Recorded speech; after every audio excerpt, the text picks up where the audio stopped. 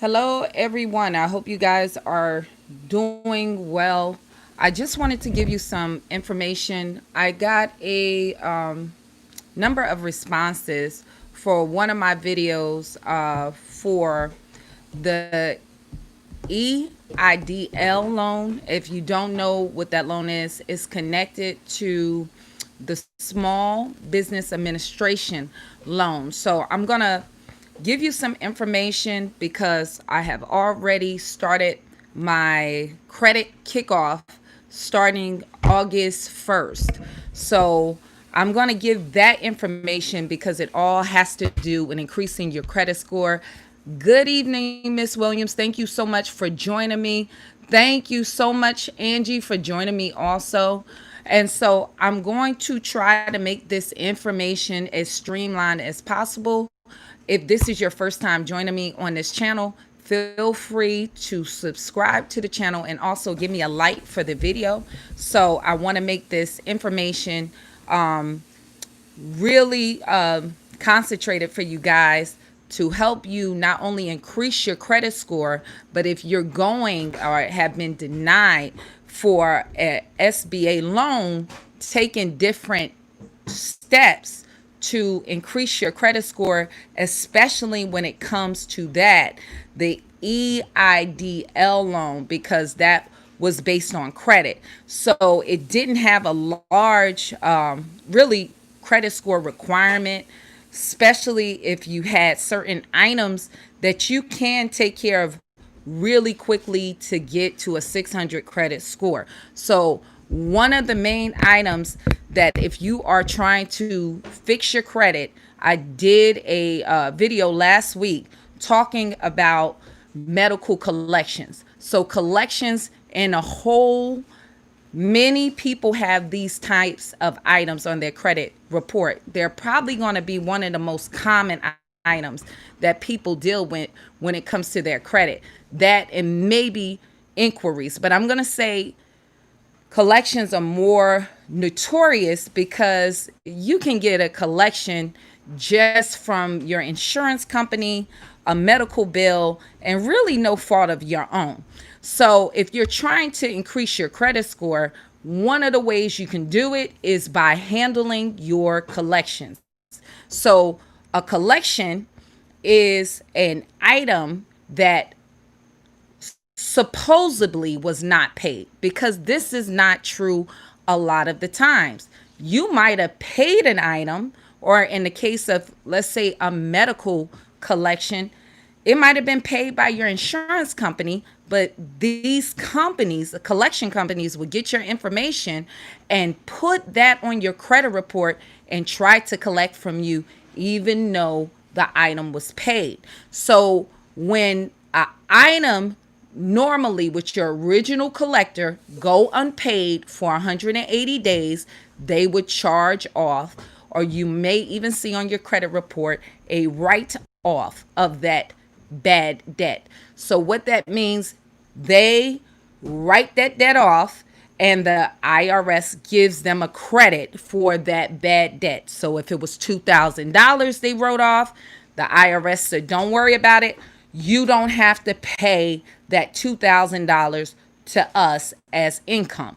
So they can no longer collect on that debt. So what they will do is sell that debt.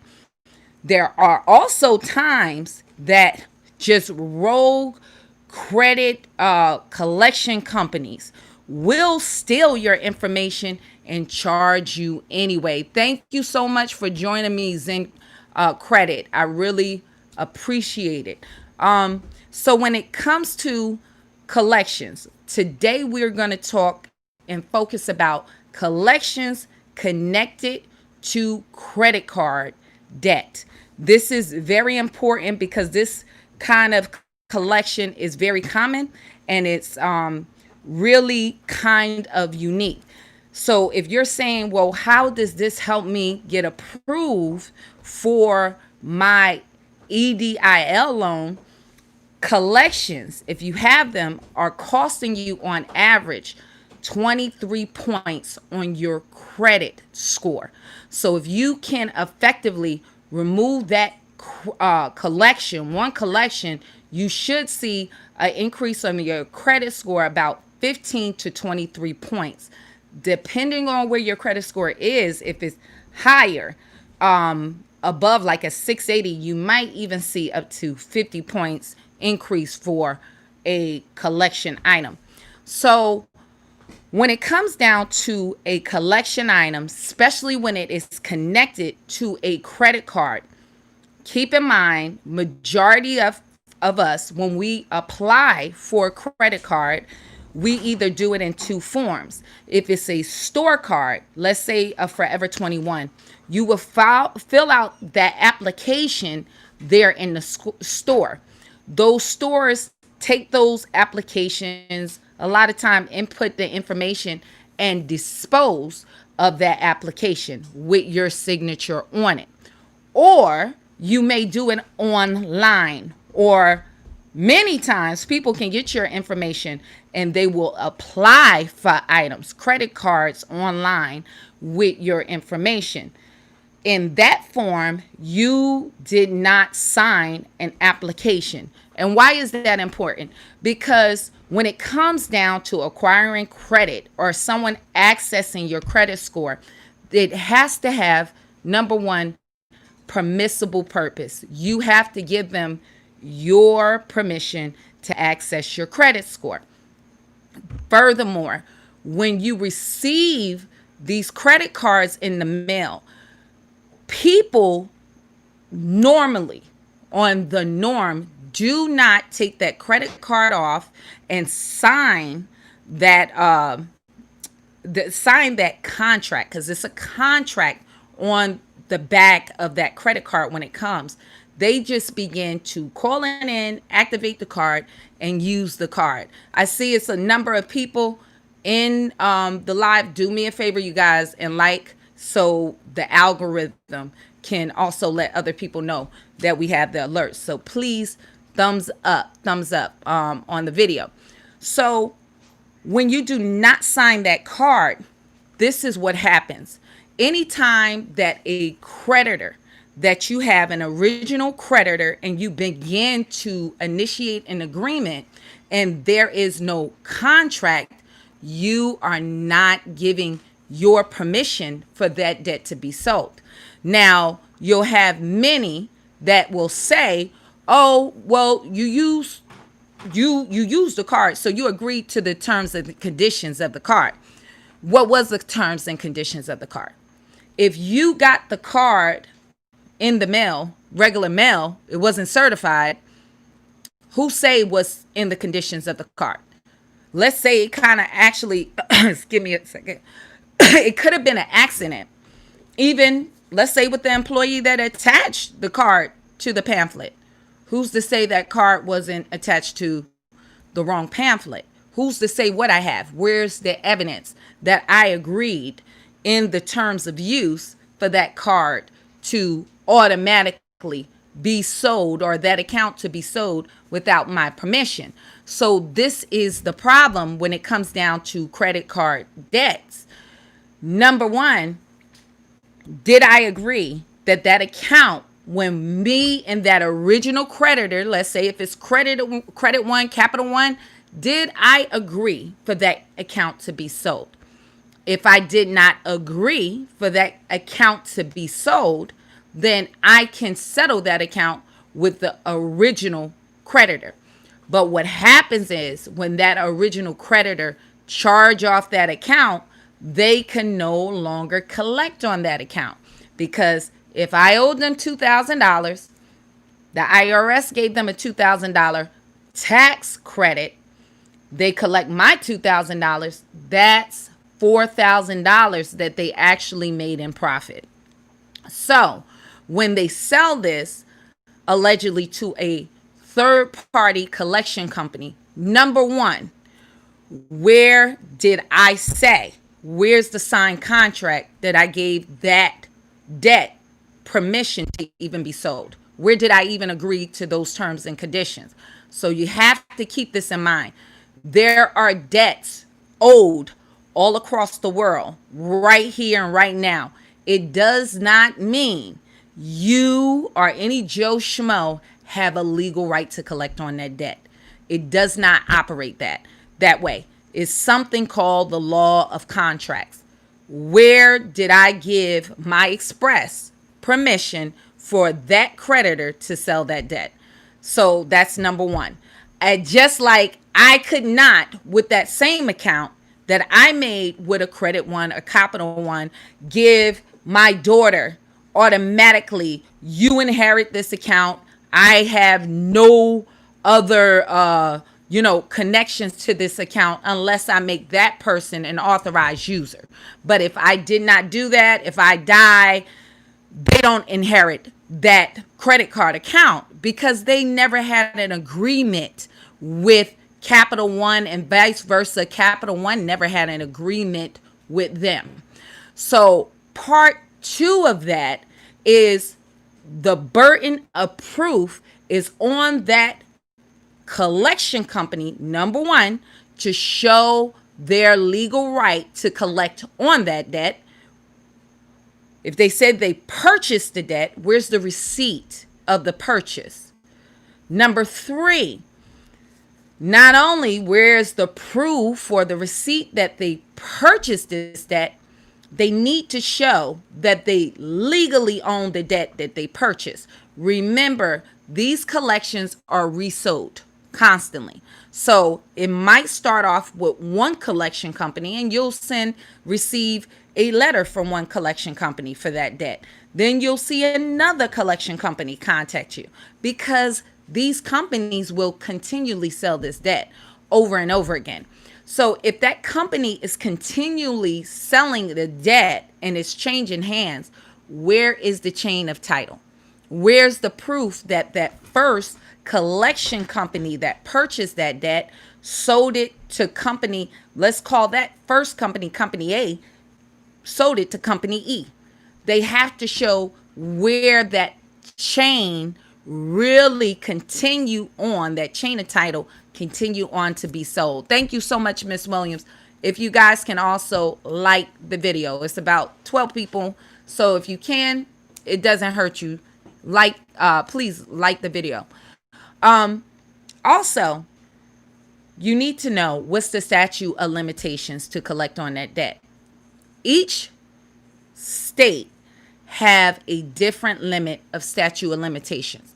So if you live in a certain state, there is a limit of time where a debt, if it's owed, depending on what type, credit card debts, those that are connected with contracts, can be even collected on. So is that debt even past the statute of limitations in your own state?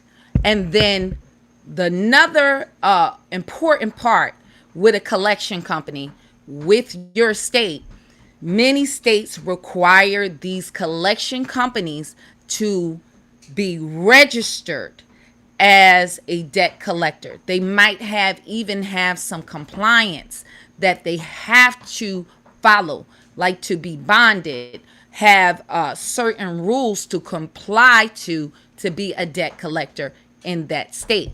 So you want to keep this information in mind. So when you are dealing with a collection, number one thing that you should not do, you should not, number one, make sure you do not pay it. I cannot say this enough. If you pay a collection, whether it's a medical collection, a consumer collection, a collection from an eviction, that's a collection. Soon as you pay that, you will decrease. And I will repeat this again because people, for some reason, can't grasp this concept. You will decrease your credit score. So sit down for the next 90 days, which is 3 months, and watch your credit score drop low. Okay? Soon as you pay it. And the reason why, when you pay a collection, it updates as a negative item. So understand the way the credit system works. The longer item sits on your credit, the less impacts it has. When it reach over 24 months, that doesn't even factor in your credit score anymore as negative points. It will report on your credit report, but it is no longer bringing your score down. So if you let it sit for 3 months, your score slowly starts to creep up. 6 months, it goes up a little more. A year, it less and less the impact of your credit score. So you do not want to pay a collection. You always want to send a debt validation letter. Make that company show that they have a legal right to collect on that debt. If they cannot show they have a legal right to collect on that debt, they have to remove that item from reporting on your credit report. So that's number one. Number two, what you could do by paying that debt is reactivate the statute of limitations. So like I told you, if it's past the statute of limitations and it's no longer collectible in your state, a lot of times they can't even report it on your credit report. Many a times they cannot even sue you for that debt. So the threats that they're sending you is just non-existent unless you pay, unless you actually give it energy. So if it is past the statute of limitations and then you begin to pay on that debt, now you give that company who really didn't have a right to collect on the debt in the first place legal grounds to sue you. Keep in mind, if this company that you never did business with, they never gave you an Uber ride, a hamburger, no services, you never got a t-shirt, you do not know them. You do not have a business relationship with them. But the problem with most people, they get on the phone, they'll either begin to pay that debt, agree to pay that debt, and therefore when you start speaking, telling them that you're going to pay them, now you got a verbal contract. If you actually start to pay on that debt, you are showing that you have a business relationship with them because you gave them payment. So not only would you successfully decrease your credit score by 50 points, you will also be lining yourself up for a lawsuit. So keep that in mind. So keep that in mind with credit card connected collections. Number three, what you want to keep in mind, if you pay this debt, you will start the clock all over again. So the longer a debt sits on your credit report, it can only report up to 7.5 years. 7.5 years. So if this debt been sitting there for 5 years, you're only 2.5 years away, and you pay that debt instead of validating that debt, guess what? Now you start the clock over again. So you went from only having 2.5 years left to pay for that debt to fall off your credit score. Now you updated it, and congratulations, you got another 7.5 years to go for that company that you really shouldn't have owed to report something negative, because a paid collection is still a negative reporting. I don't care if it's paid or not paid. It's still negative. It does not help your situation.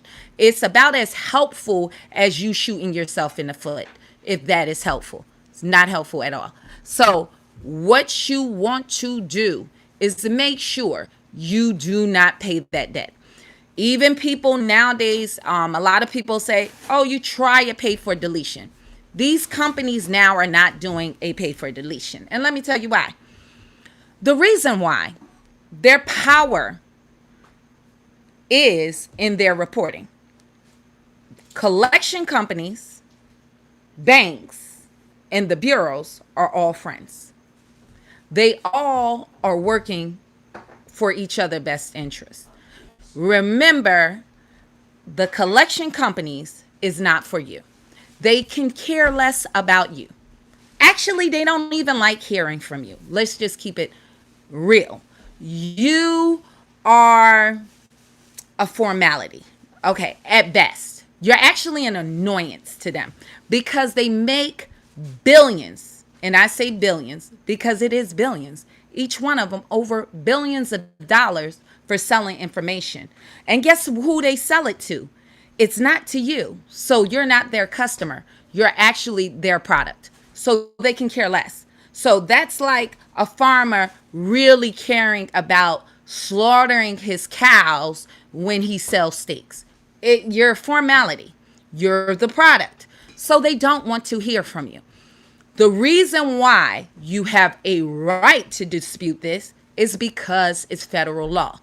So when it comes to collection companies, their power is in their relationship with the bureaus. The bureaus need information. And guess who provides it?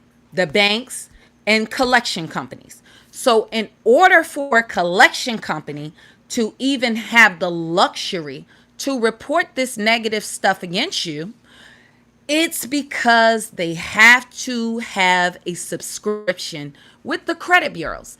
They are obligated to report a certain amount of names every month. Some say it's about 5,000 names that they need to report to even have access to have this leverage to report against your credit report, which is terrorism. It's credit terrorism. So they need to be able to hinder your life. So without the bureaus, they can't do that. And the bureaus want something in return. They want data. So what happens is the reason why they don't want to do a pay for deletion, your name is needed for them to keep the system going. So this is what I have done in the past in order to rectify the situation. Okay? This is not constituted as legal advice. This is my experience. So number one, you send a debt validation letter. This debt validation letter needs to be made out to those that makes decisions for this corporation. Keep in mind, a corporation has an EIN number. It's its own living person. So even though it shall live forever, when those that work there dies or on the board dies, it will continue to operate and do business. But yet and still, it's like a child. It makes no decisions. Somebody has to make the decision. So whether it be a C corporation, a LLC, there's always board members. So, or if it's LLC, managing members. Those are the people that makes the decisions, that sets the rules for the company. They're responsible for what this company do. So you need to find out who these people are.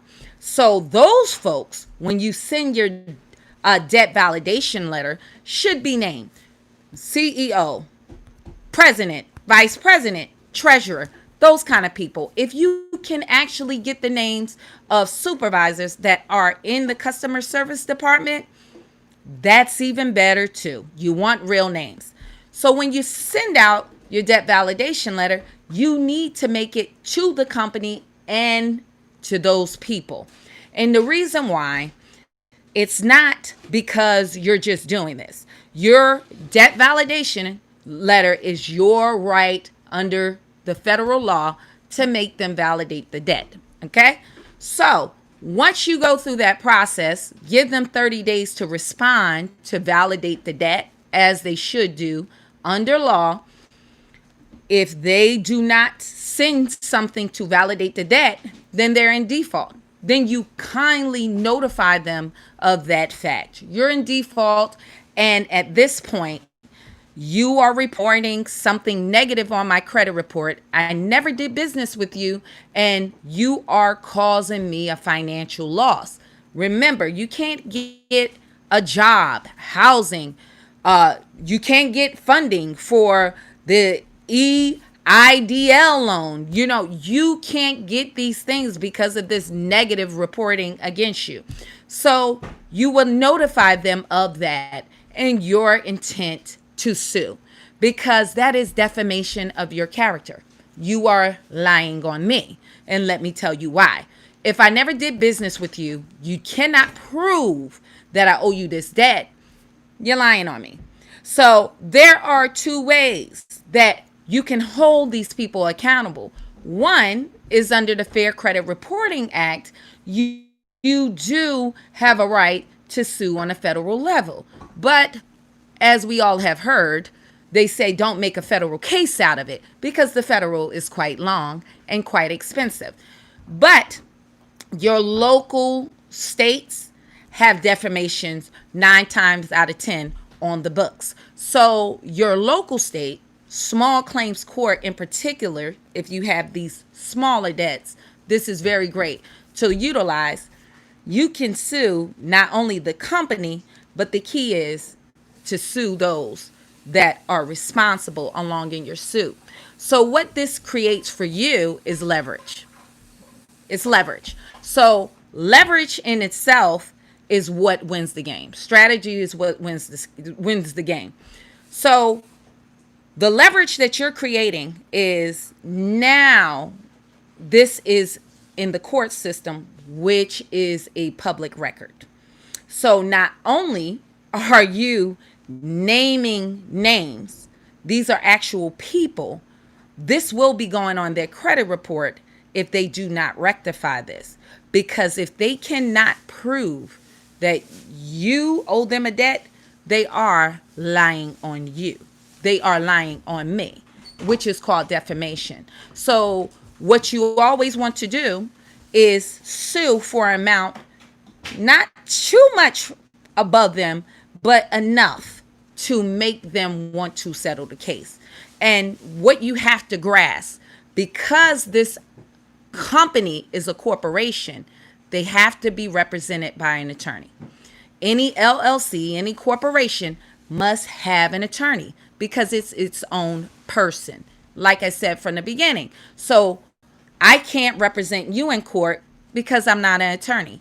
You have a right to represent yourself. But this corporation is not a person. It's a corporation, but it's like its own person. So it needs an attorney. Then the other people also need representation, and they need to come to your state, because the suit is taking place in your state is because this corporation is doing business in your state and in your county. So they will have to show up to your county seat. If you have $1,000 debt and you're suing them for $1,400, that's quite expensive. Not only those people have to show up in court, they have to be housed while they're here. The company also have to pay for an attorney, which is going to cost them to show up in court beyond that $1,000. So usually what these companies do is settle. And they will call you and settle, or you can kindly call them and ask them what they like to settle by deleting that off your credit report within 30 days. Then you simply attach a fee to it. $300, $400, keep it light. The whole strategy behind this is to keep it light, to have it go away. And there you go. It's removed off your credit report. All of this can happen within 45 days.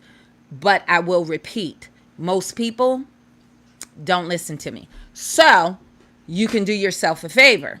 You cannot pay them and validate the debt. And worst case scenario, you can follow the steps that I just given. And that does not constitute legal advice. I just tell you about my own experience and what worked. If you want, go through my feeds and send my checks. But we'll keep moving on from there. That always works because it's all about leverage and it's all about the law contract. So what you in essence need to do is turn the tables.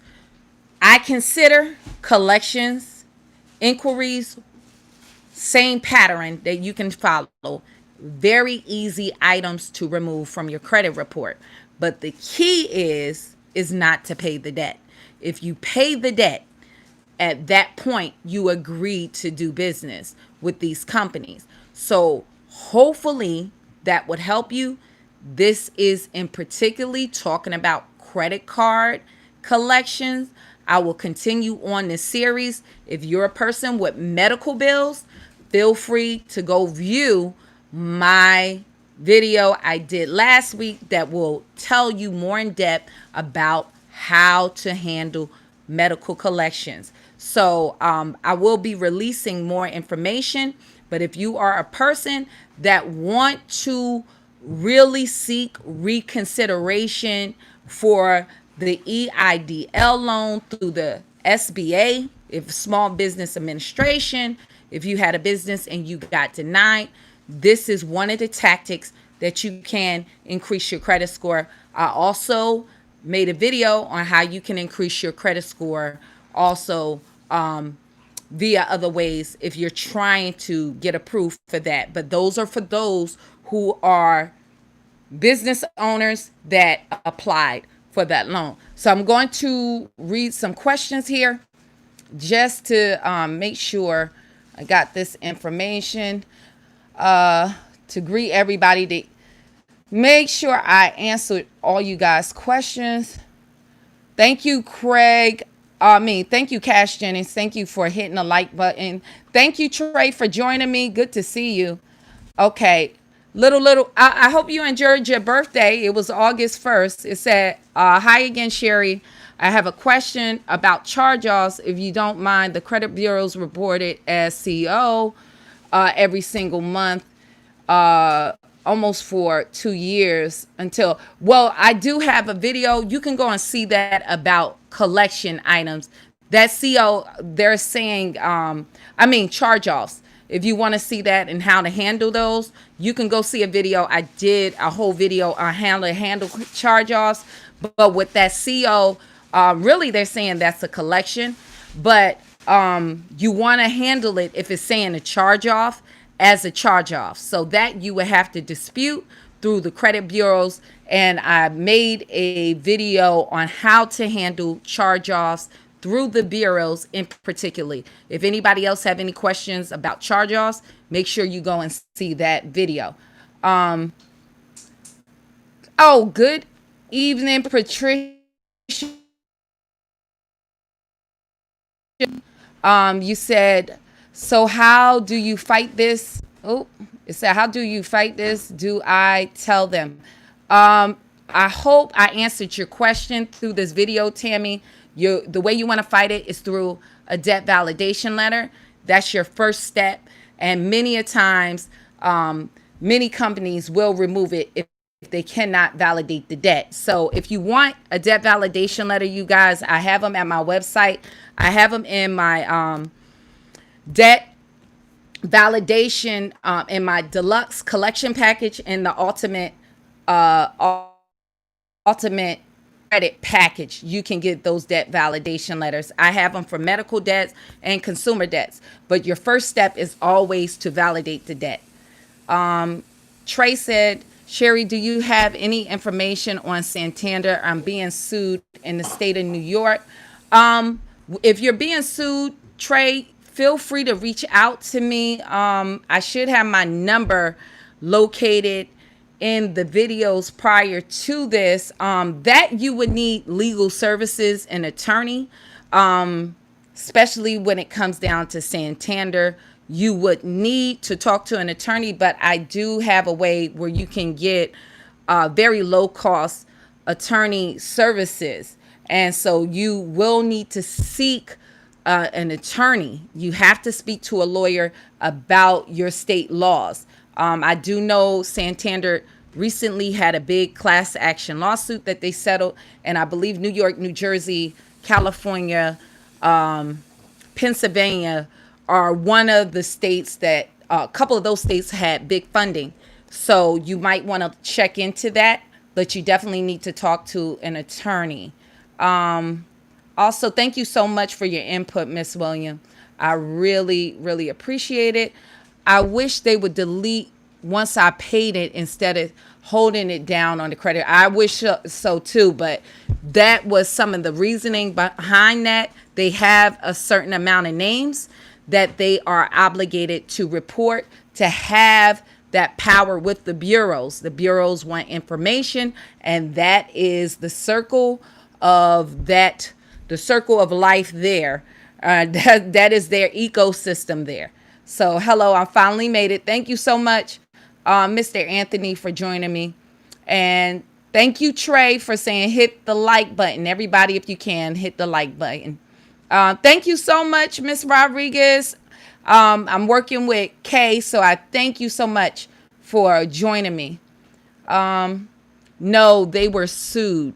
Who was sued, Trey? I believe, yeah, Santander was sued, and I hope that's what you speaking about, and they did settle. So hopefully this was enough information to help you guys understand if you do have collections, you always want to validate the debt. Do not pay that debt. Okay, do not pay that debt. It is shooting yourself in the foot. It is counterproductive. And if you are a person that's working on your credit and you go and pay that debt, I have people do this all the time. Their points, their points go up, and they just don't want to trust the process, and they run and pay the collection because they see their score going up, and then they'll assume, okay, I'm going to pay this, and it goes up more, and then I have to inform them for the next 90 days, since she couldn't listen, 3 months, hold that L, loss, and you're going to go back the other way from which you came. So keep that in mind. Do not pay those. Follow the process. If it been there, you can endure it for another month. Or if you already validated the debt, go to step 2 that I just talked about, since you're that much in a rush to get it off. And then you can get you a check. So that is not legal advice. That was just what I did.